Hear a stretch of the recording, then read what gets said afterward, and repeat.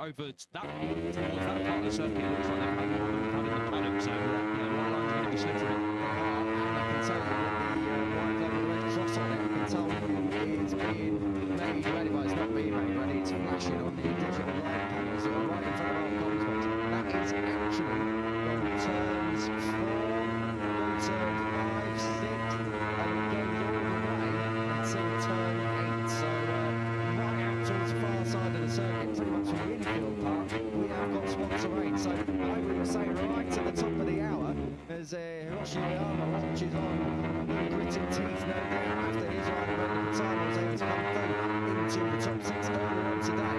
This has already changed the whole dynamic of this practice session. chance to bring like Rico Salmela just did. Yeah, these next couple of laps, the riders that are all out there now, Salmela could have destroyed his chance of getting straight into Q2. The riders are jumping up into the top 5, top 6. Fernandez, O'Shea and Ogden. This is the right time to do it because, as you can see there, it is wet and there is clearly spots of rain falling around the circuit down there. Looks pretty sketchy. Down at turn 3, going to be very, very careful. And obviously coming up after that is a ferociously fast left-hander at turn 4. So it's all about now trying to get a lap time in quickly, just in case the heavens do properly open. It's just watching Keyless getting tucked in behind Guido Pini. Pini's gone up to 3rd.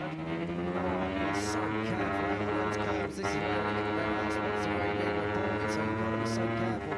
That's pretty much the angle we've got up here in commentary. The thing is, our commentary box window is in much use. We're going to be embedded right in the back of the grandstand, so we're not going to be able to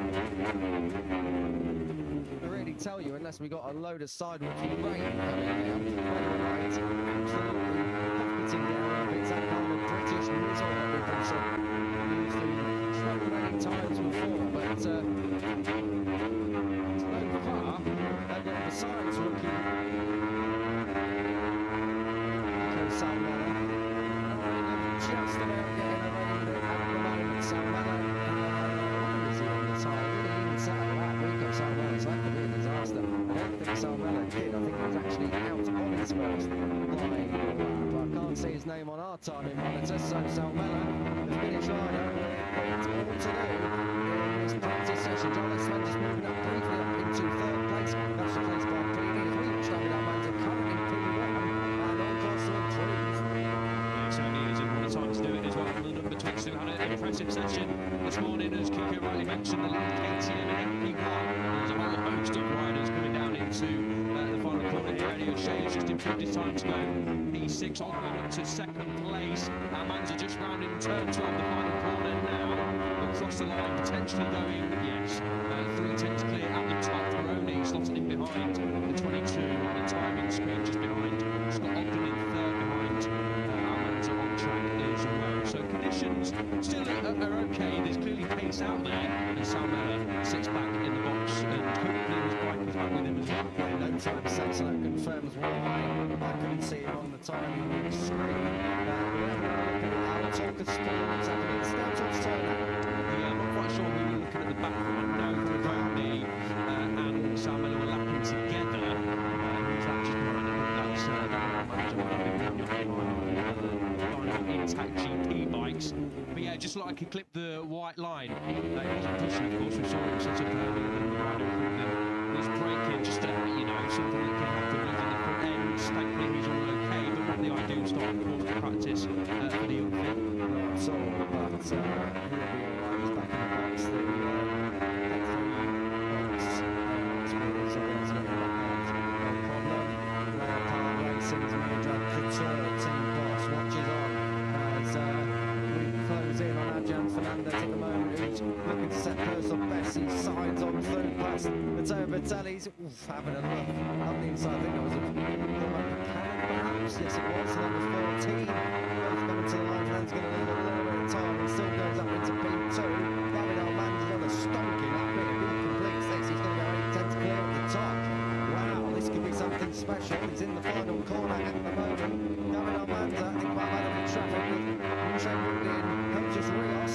He did indeed cost him half a second, so it's time in the bag for David Armand's. The times are slow, obviously, in comparison to last year. We're running the 140s by now. But that's a pretty flame shower over lunch. It's left a little bit of standing water in places around here. All out on slick tyres. They're still able to get the 42s. But just got to take it a bit easy, perhaps, in the opening part of the session, which is such a hard balancing act, particularly when you've got set lap time. Nice to see Network KTM Technic's new CEO, Gunther Steiner, watching on his first time in the MotoGP paddock as a boss. Now he's been welcomed with a bit of hard work and graft in Moto3 Practice. Yeah, so I had the fortunate opportunity to speak to Gunther over the lunch break, and he spoke very well, of course, mainly about MotoGP, but of course he is taking over the role of CEO of Tech3, which have a team, of course, in Moto3 as well, and he did say how important he feels it is to, you know, make himself known in the Tech3 box and make the Salmela feel like he thinks they're important because he's absolutely feeling that way. He wants, to be heavily involved in the Moto3 project as well with the MotoGP project, which is great to hear, and obviously fantastic to welcome to the paddock, and great opportunity for him to learn from Tech 3, also for Tech 3 to learn from his expertise as well. But yeah, it's not the ideal session that he would want to see his young rookie Salmela into Brian. I've got to say, there's a spot of rain on the camera and turn 11, so I think we're still getting a little bit of mizzle out there. Just like that, that man's a lot. Drops of time, that's a 1:40.1533, which in 4 clear from Valentin Coloni. That may well be one of the faster times of the day so far. So scramble through paperwork, not quite. It would have been good enough for third this morning, so it's an improvement on where he was in FP1. What we're having a look at here, Almanza getting out of shape on the white line. So Almanza goes off at back to Gunter Steiner if we can. Almanza and Jesus Rios getting a little bit too close for comfort down there at turn 3. Everyone's upright and okay this time around. This track condition, it's tight round here. There's a lot of track, it's not a lot of space. Let's get back to Gunter Steiner. How attractive is the Tech 3 option now? Because with someone like Gunter Steiner, he's going to be absolutely all over that project. There's going to be a lot of something spoke about before, a lot of big investment coming into MotoGP. He's obviously got that Formula 1 background. I'll tell you what, not just in MotoGP, but it might not be a bad ladder to get in early down at Moto3 level and try and work your way up and get in the Tech 3 family, because Gunter Steiner is without doubt one of the most notable characters in the MotoGP paddock, and he's got the business brains to probably get you up towards MotoGP. Yeah, I can agree with that. I mean, having Rebel KTM stickers on your bike is something that a lot of riders will want, and it proves that you're in a very good team, whether that's in the IO setup in Moto3 or Moto2, or Tech 3 of course in Moto3. You want to be working with people like Gunter Steiner, and there's a lot of characters of similar ilk in this paddock. Of course, he's risen to fame through Formula 1 and the success of Drive to Survive, but he's here because he knows MotoGP, Moto2, Moto3 are on the up, and this is a fantastic championship to be involved with, and it's a great opportunity to say for Tech 3 to obviously be left with the hands of Gunter Steiner to take over the reins from Hervé Poncharal, who did a magnificent job for decades in this paddock to get Tech 3 to where they are, primarily in MotoGP, but also now, of course, in Moto3 as well. It's a great platform for riders this year, such as obviously Peroni and Salmela in the Tech 3 setup, to be in such a great environment, have people to look up to like Gunter Steiner now and everyone else involved in Tech 3. And it's a great pathway up to hopefully for some of these guys into MotoGP realising their dream, and this sport is only going to get better with people like Gunter Steiner in it. So great to see him finally into the folds properly. His first day of school, I think he described it. He said he's got a lot to learn off everyone. People are going to learn off him eventually, but he is coming in with a fresh mindset, not thinking he knows everything. I mean, he's an ultra successful individual, and he knows exactly what he's doing. He also knows that he's in a sport where there's a lot of very intelligent people at the top of their game as well. Yeah, he won't be scared to speak what he's thinking as well. So, Gunter Steiner, welcome to the MotoGP fraternity. Very much looking forward to catching up with Gunter across the course of various GPs this season. Right, 15 minutes into Moto3 Practice. Alvaro Carpe at the moment outside that crucial top 14, as is this rider, his teammate, Ryan Uriarte. Uriarte moves up to 8th, Carpe moves up into 8th as well. So 8th and 9th then for the number 83 and the number 51.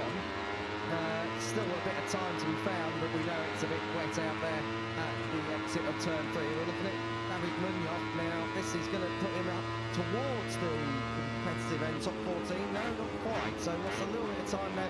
Munoz probably taking it easy given conditions, and he's only just coming back really after that horrible leg break back in Mandalika. So David Munoz, he's a hard charger anyway. He'll probably qualify in the last row of the grid, and he'll still come through for a good handful of points. At whose cost, who knows, but David Munoz not shy, that's for sure. We're looking at Max Quiles at the moment. Quiles down there in 11th place, 1.2 seconds off. He was 10th earlier on today, but Quiles, this this is someone who really did struggle to always shine on a Friday afternoon last year, never really topping session after session, and sometimes having to come through either Q1 or put in a late lap right at the end of practice.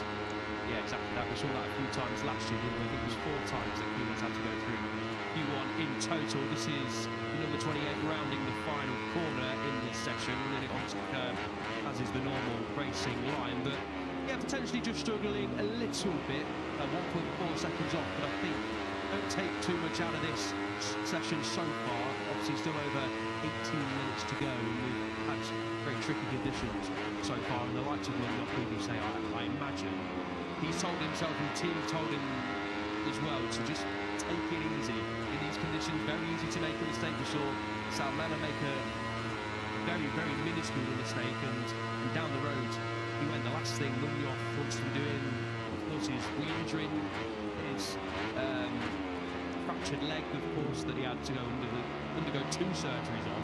After the first one didn't go as expected. He was still struggling with that injury. We touched upon this morning, didn't we? I saw him yesterday, and he's still limping through the paddock. It isn't really that long since Indonesia, just over 4 months, around about 4.5, 5 months, for the severity of the injury that he picked up over in Lombok. It's not a very long time for him, and we know that he is still struggling slightly. He's definitely not 100% fit.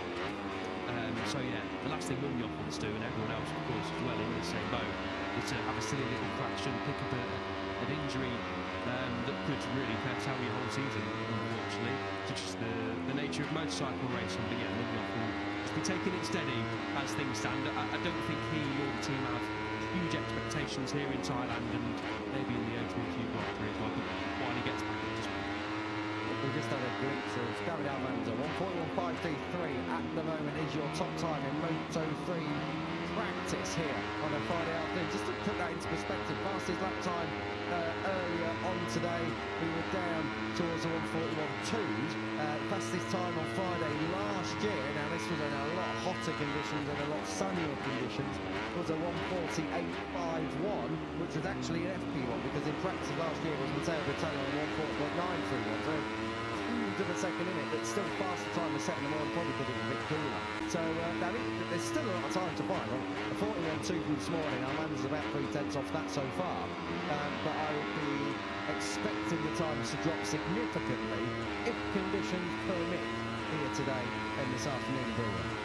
Yeah, 1:41.533 is actually faster than Almanza's fastest lap this morning, so there's clearly plenty of time out there, as we know, FP1 to practice if conditions do allow.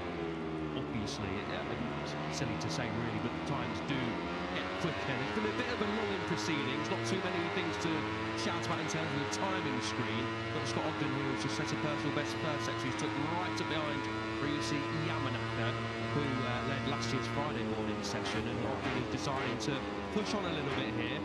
Right, we're going to go for an overtake, but Yamanaka hit it around the outside. I think Yamanaka was kind of in his way there, Scott Ogden, because Yamanaka down and trying to pick him 1.5 seconds adrift at the moment.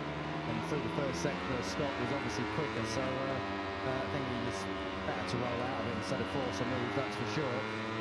Scott Ogden here at the moment up in the top 7, in P7, just over a second adrift of Almanza at the top. Let's give you a quick rundown. We haven't done that so far. 1/4 hour remaining in this Moto3 Practice. Almanza ahead of Peroni, Esteban, Marco Morelli. Fantastic drop from him in 4th place. Fernandez, your fastest this morning, he's 5th. Jesus Rios, another standout name there in 6th. There, as we say, in 7th. Pini Carpe Uriarte completing your top 10. Eddie O'Shea going very well indeed, and 11th ahead of Adrian Cruza. So both CIP Blue Power machines are up inside the top 14 places as it stands. Kilo's 13th, Joel Kelso was 2nd this morning.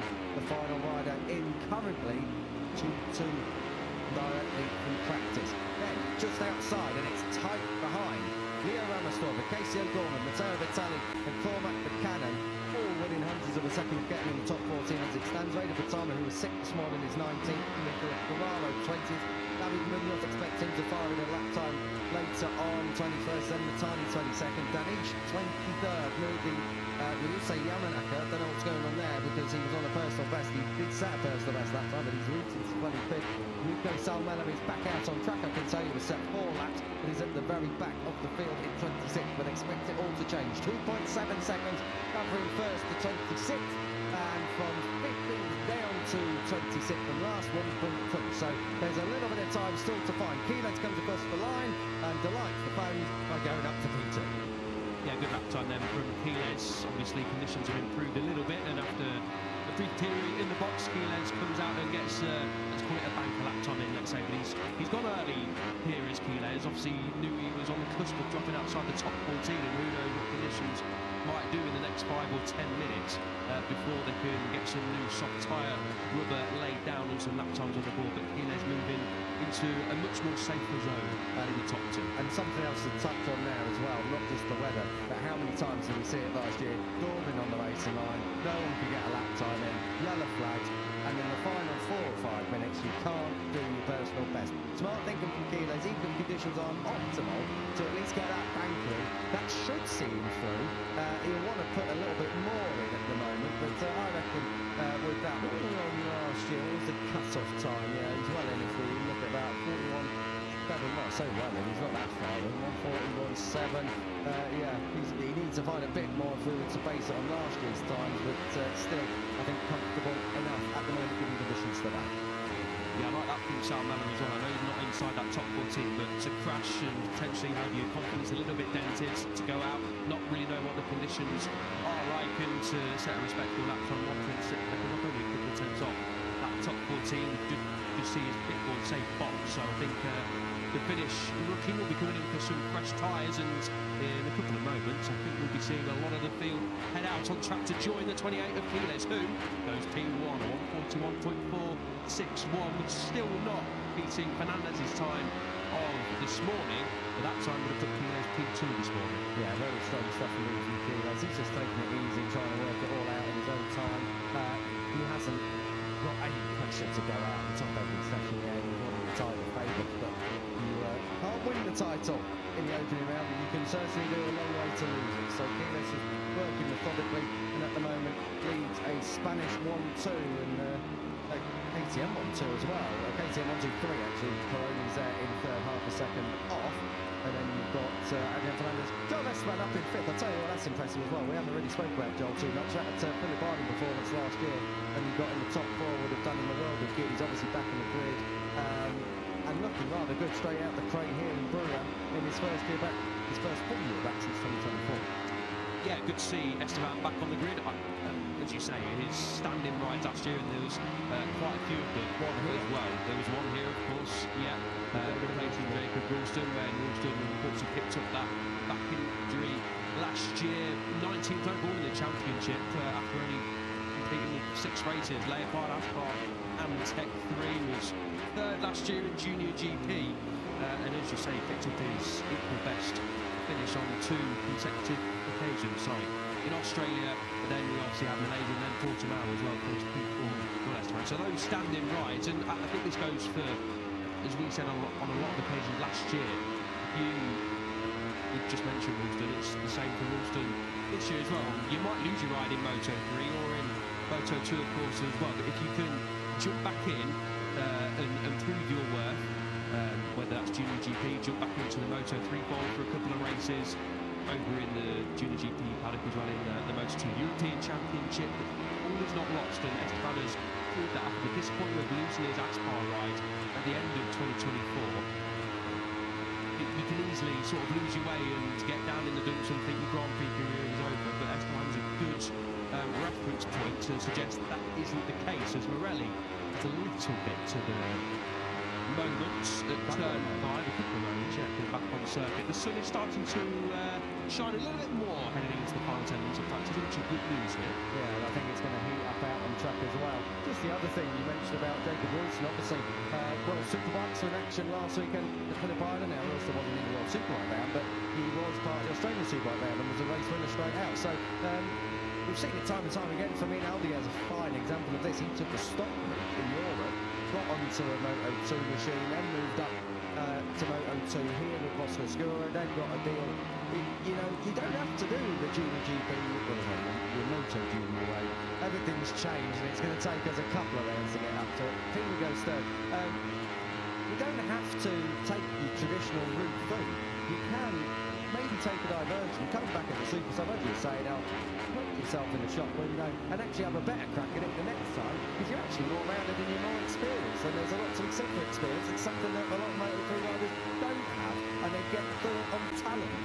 Ethan Navarro is a great example. Very, very strong in Moto3, took the title. It's taken him until the end of last year to really showcase what he can do in Moto2. Talent only gets you so far, working methodically gets you that next step. Yeah, normally like where you learn from most disappointments and mistakes. So, yeah, hopefully to see the 78 of Esteban in a very good team as well, the level of MTA squad. Obviously, Patelli on the other side of the box to Esteban. They'll be hoping they can mount a title charge with one, if not both, of their riders. That remains to be seen, but he's been into a very well-run setup is George. Red sectors of Norwich, crash helmets all over our timing monitor. It's like watching a game of Connect 4 at the moment. There is the final 8.5 minutes to go here. Now Manza's come across the line, that's a bit more like it. 140, 140 goes top. Raider Pertama was outside the top 14 and now puts himself in the top 3. It's a great lap by the Indonesian who's on his debut weekend. Fantastic stuff. Then you've got Adrian Fernandez just across the line now, going up to 5th place, just behind Joel Esteban. Quiles is still up there in P2. Peeney's gone 4th. That's back-to-back personal best laps for the number 94. So solid start indeed for this rider on screen and his old team at the moment, Leopard Racing. Obviously we said earlier that it is the reference team as far as the Hondas are concerned. This team here is the reference team as far as the KTMs are concerned. Hello, what we're going to have a look at here. This is down towards turn 5 and Keelan bailing out of it. Yeah, didn't fancy tipping that in, carrying a bit too much speed, made a little bit of a mistake potentially in the braking zone, and rightfully so if you're not feeling too comfortable, and there's a bit of run off to play with, which there is at turn 5, is where the long-lap penalty appears in course. Watch out for that. Across the weekend as Carpe heavy braking down into turn 12. Obviously in P14 at this moment in the X3, but is he going to rise to P1? Yes he is. 141.259. We are now edging towards, of course, the 140s, and Fernandez's time of a 141.202 from this morning. Yeah, let's see where we can get down to. We pick up Scott Ogden now down in 17th, so that's just how quick it can all change. The Moto3 Munoz is on a lap, half a second off. 3 sectors round. Almanza's going to come through on Bertelli under braking for the final corner. Almanza, we see him so often in practice, looking so sharp and so good. He's yet to convert it on a Sunday, comes across the line, and that's another back-to-back fastest lap, and we are now in the 140s. That's something more representative of where we were at last year. So David Almanza at the moment in P1 on a 140.990, and the only rider today so far sub-141s. Peroni second at the moment, just over a quarter of a second off, and 7,000ths of a second quicker than Alvaro Carpe, who was one of your podium riders here last year in Buriram. Then Quiles, who's in his first ever Buriram weekend, and Scott Ogden, who was 17th, has now found himself up into the top 5. Patama, Pini, Casey Gorman has ghosted his way up as well. It's fantastic stuff from the Irishman. Up in 8th place, Joel Esteban 9th, Morani is second of the Aspar machines in 10th. Rios, Adrian Fernandez, who's fastest this morning, 12th. Uriarte and Munoz, your top 14. Kelso out at the moment, but less than a second off P1. As we watch Quiles slither into the final corner. It's a personal best, or at least it should be. Does it move him anywhere? He improves in time, but not a place. Yeah, Esteban has placed himself well behind Quiles. Nothing on that lap for Esteban. He was 2.8 seconds off, but on this lap, that could change. We're back with Carpe, who went top around about a minute and a half ago. Is he going to return there? No, but he does improve his time. Rios, great lap for the 54, just behind Carpe. Got a great reference, but you still need to do a lap under half a second away from top spot in P6. Just goes ahead of Vader Baton. I'll tell you what, it's been a tough spell for the Riva Cold Snipers team as well, obviously last year. That was Almanza coming across it. I think he was trying to get out of the way, but someone else was already trying to do the same, and that was coming through turn 10 and 11, just out of shot. So I'm not sure it was particularly as bad as it may have looked on TV, but Almanza was trying to get out of the way. I think he was already out of the way, and someone else gassed it up to try and retake the racing line. The time across the line lost a lot of time in that final sector, stays in 7th. Peroni improves in 3rd place. Asoro shaped briefly up in 14th, but Munoz has knocked him back. So it's all to play for right at the bottom. Look at where Adrian Fernandez is down in 13th place at the moment. So a little bit of work to do then for the fastest this morning, the number 31 and our most recent Grand Prix winner. Yeah, Patelli on screen now has also got a lot of work to do. P25 for last year's pole sitter, of course, ended Friday on top as well. Did the number 18 Peroni, just getting that a little bit wrong. down at turn 3, but there's some work to do here for riders who are fully expecting to be well inside that top 14. Just to go back to what I was saying about the Recon Cyprus team, it's been a hard, arduous journey. They had Ricky Rossi at times last year. He wasn't performing. Nicola Carraro, of course, has held on to his seat. But to have someone like Jesus Rios at the moment looking up at the top 6 is a bit of a result for them. It's been a long time since Losail 2022, which was their last Grand Prix victory, courtesy of Andrea Emilio. I'm not saying Jesus Rios is going to be going and winning Grand Prix, but it gives them something to aim for and something to fight about up there in the top 6 and directly moving into Q2 as things stand. He's 7th now as Marco Morelli goes into the top 5. Just under 4 minutes to go, and it is starting to get a little bit tasty and feisty out here at Barino. Certainly is. So what have these riders got left? So a couple of laps left if they keep it on the straight and narrow and don't mess around too much. This is Munoz, who is sat out really of this lap time. He's going to go for another lap time next time around, but he is in the danger zone at this moment in time, P14. There's plenty of red sectors, yellow sectors on our timing screen, so expect that timing tower to change pretty much every second. Sal Mellor up inside the top 20 battalion crews, but nowhere near enough. Yamanaka the same. So there's some experienced riders hanging outside this top 14 here. Eddie O'Shea is in P15 at this moment, needs to find less than a tenth of a second. Kelto's teammate also outside as well. That'd be hard luck for the Grid MLAP squad, I've got to say, because they were looking very fast this morning. A bit unfortunate they can't put it together right now when it matters. Munoz is coming up the inside of Hakim Danish. That's up at down at turn 3. Gets the job done cleanly this time around.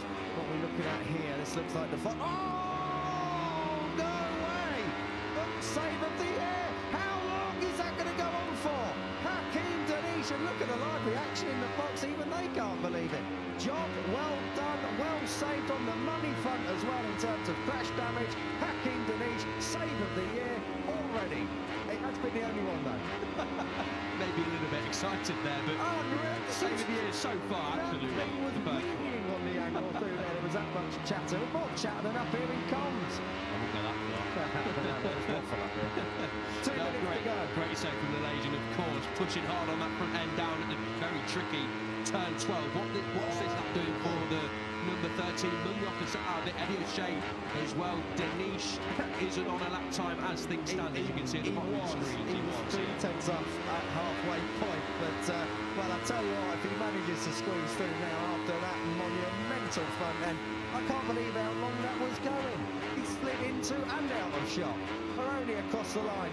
3 red sectors up, but no improvement at the checkered flag. 90 seconds on the clock. Almanza is going into the pit lane. He thinks it's good enough. Doesn't really matter if he tops the session or not, as long as he's through to Q2 directly. That's what the team will be hoping for. Munoz's teammate is on a lap at the moment as they come down. Hang on, no, he's not on a 158. And where's David Munoz gone? No yellow flags. Has he had a run on somewhere? Either that or his lap time transponder has had a bit of a moment. Yeah, he's come across. I think Munoz may well have had a moment. I tell you what, that is a disaster for David Munoz. Straight into Q1 here, and as we look at John Kelso coming across the line, he's down in where is he? 18th and out at the moment. So well, not at the moment he's out because he's on a slow lap here. Yeah, he was waving across the line to obviously his team members on pit wall, signaling something. He's looking down on the left-hand side as well. So yeah, unfortunately that is session over for Kelso, but it's not session over for a lot of others. Rico Salmella found himself in the gravel trap earlier on in this session when he lost the front. It was a rookie error effectively, but rookies are allowed to make them after all right there. He tapped the front on the white line and went down. This time he's trying to come through, and at the moment he's a quarter of a second off. I'll tell you what, if he can hold this, if he can get through this traffic, Rico Salmella, the Finn in his debut, it'll be the flying Finn on his debut as he comes through turn 11 now. Short burst down towards turn 12. We've got Scott Ogden at the head of this pack. This is Denise trying to come through, I think, up the inside of Vader Patama. No, it wasn't. It was Yamanaka, who likewise needs a lap time across the line. Who goes where? We've got Salmella, who just misses out. 15th place. Yamanaka was 14th, moves up to 11th. That pushes Esteban right down into the drop zone, but I don't think there's anyone else on a lap time at all. Eddie O'Shea does not give Michael Laverty something to smile about. Both of Lab's bikes are going through Q1 tomorrow. Almanza looks like he's got P1 sewn up. Carpe, Pironi, Keylers and Morelli joining him in the top 5. Ogden 6th, Rios, great job for him in 7th. Made up a time of Fernandez. Brian Uriarte completed your top 10. This is Max Keylers. What are we looking at here down towards turn 4? We're about to find out. He's obviously not pushing as he got some sort of issue on that CF Moto. We saw him sit up out of turn 5 before he was just coming into there on screen. So something quite not all okay. Is the Aspar team comprehensively, of course, wondering what's going on, but no issues. P4, P5 for Aspar, that's all okay. This is Brian Uriarte, he's safe and sound inside that top 14. P10 as things stand. This lap time, is it going to improve? No, it's not, but no worries. Top 14, job done. The KTMI on day 1. We got down through the top 10. Yamanaka we saw went up to 11th on his final lap. I tell you what, there will be sweats of relief, I think, in Leopard. Guido Keeney down there in 12th, and Fernandez, who was of course top this morning, only 9th.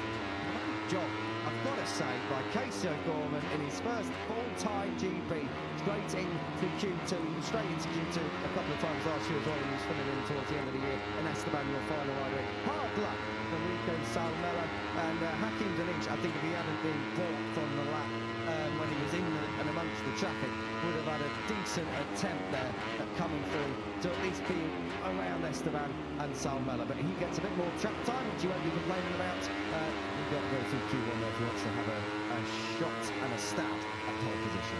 Yeah, Salmela, I think, must have lost a little bit of time on the exit of the final corner. Did get there a little bit out of shape, and that might have got cost him a top 14. Look, from gravel chapter P15 on your opening practice session in Moto3 is not a bad job done.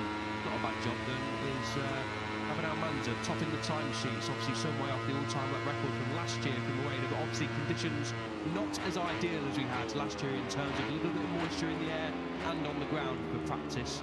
In Moto3, but 20 riders within a second. Moto3 back with a bang. 26. Absolutely.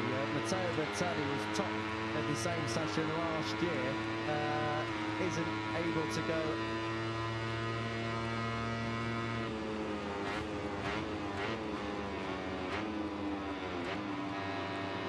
any quicker than that, but he's still less than a second off Almanza's time.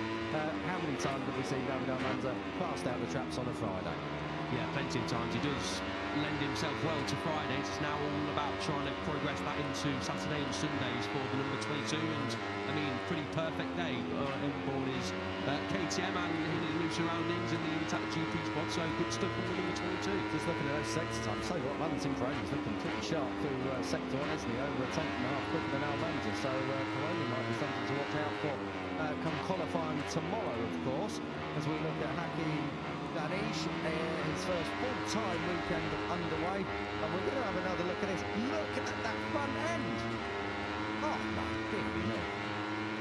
Yeah, does that elbow touch the floor? I think it does.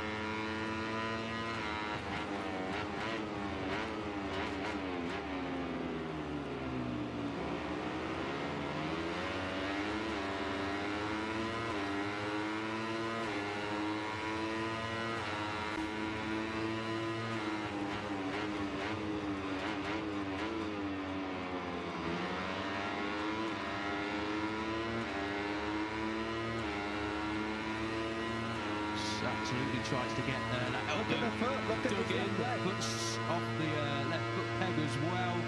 Yeah, nice little slow-mo from our camera guys and girls out there as well, capturing the moments as they always do. We had some great saves last year in Moto3, didn't we? Peroni at the top of the hill in Austria, where he put his hand on the floor. The team, of course, looking on. Some good slow-mo shots on that'll be going hopefully on Denish's social media channels in the not too distant future. But yeah, unfortunately we see his name impedes from the sort of attention. Xavi Munoz, who was behind him, was probably wondering, where is this going to go? Great stuff from Danish. Stole the show at the end. He didn't get into Q2 though. We'll have to try on tomorrow. But David Almanza is your rider who, as so often has been the case, on Friday is fastest. Carpe second. Valentin Peroni up there in third. KTM's locking out the top 6. The best of the holders. Fair play, Jesus Rios. Top job. Your cut-off time was a 1:41.659. That's Joel Esteban. Fortunately for Rico Salmela, David Munoz, probably the biggest name, who's not going to find himself in Q2 directly. He's going to have to take track time in Q1. Moto3 done and dusted on day 1 here in Birmingham. Day 1 of 2026 is now consigned to the history books. It will be free practice 2 tomorrow and then on to qualifying. Coming up just now, Lewis Sotheby has already replaced me in the comments box. Elliot York stays put. Moto2.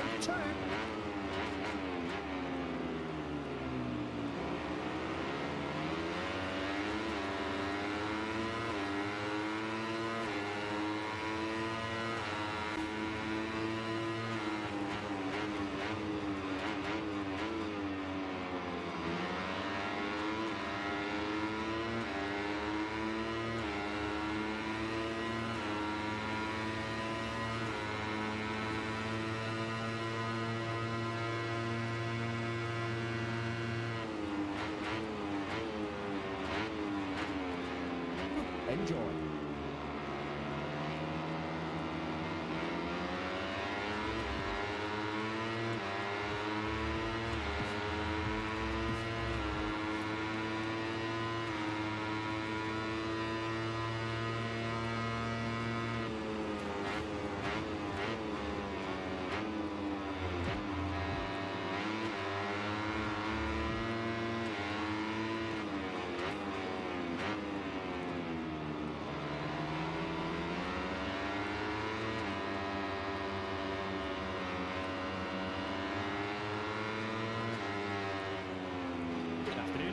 From Burran as we get set for an intriguing and enlightening Moto2 practice session.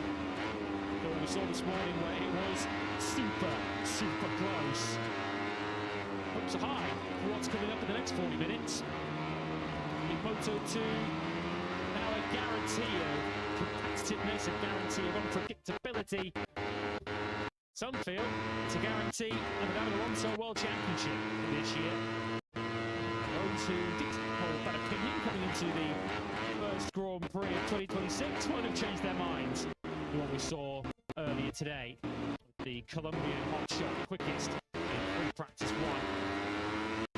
Times that we have seen though already today, 4-0. It's all on this next 40-minute session to decide who goes through qualifying 2. Who's the one ticket to the Q1 lottery tomorrow afternoon in Moto2.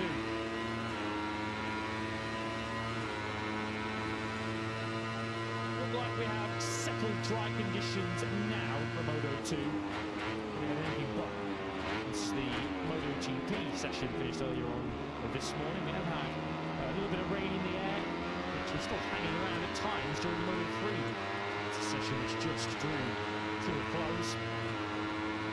And those iffy conditions that MotoGP could really do without. For the next couple of hours, most fans have their eyes on one young man, 18-year-old David Alonso, the 2024 Moto3 World Champion. My dad says if you win, cinnamon is on us. Never stakes were high enough for Philip Salich. They certainly are now. The Czech rider finished 3rd earlier on today. He was part of a very close chasing pack behind Alonso, actually. With a second covering the top 20 riders. Here it is, right on cue. Philip Salich, who, if he was watching the screens, now knows what's hanging on his shoulders this weekend. On his debut for the American racing team, Lewis Sotheby and Elliot York review for Moto2 Practice, which looks set to be a fierce battle for those 14 Q2 places on the evidence of this morning. Yeah, it certainly does, and Salich has now got some extra motivation in the pocket as well. Great to see plenty of fans turning out the Moto3, Moto2, and of course MotoGP Practice coming up around about an hour's time. But yeah, Salich left the 10th off Alonso early on today. Guevara was second, also well within a 10th. The Colombian at the top of the standings, and Colin Via on your screens now was P4 around about a 10th and a half off. So the lines are tight. All of the top 7 were less than 3/10 away from each other.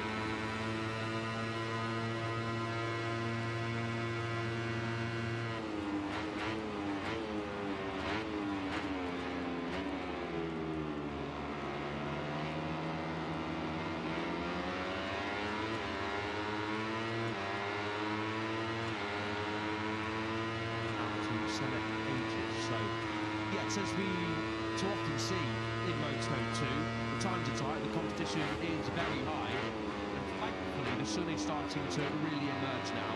The start of Moto3, as you may have been watching if you just tuned in, we had a little bit of sprinkling, let's say, in the paddock. Not too heavy rain, definitely not what we had last night for a good hour or so. But down at turn 3, the Moto2 riders are going to have to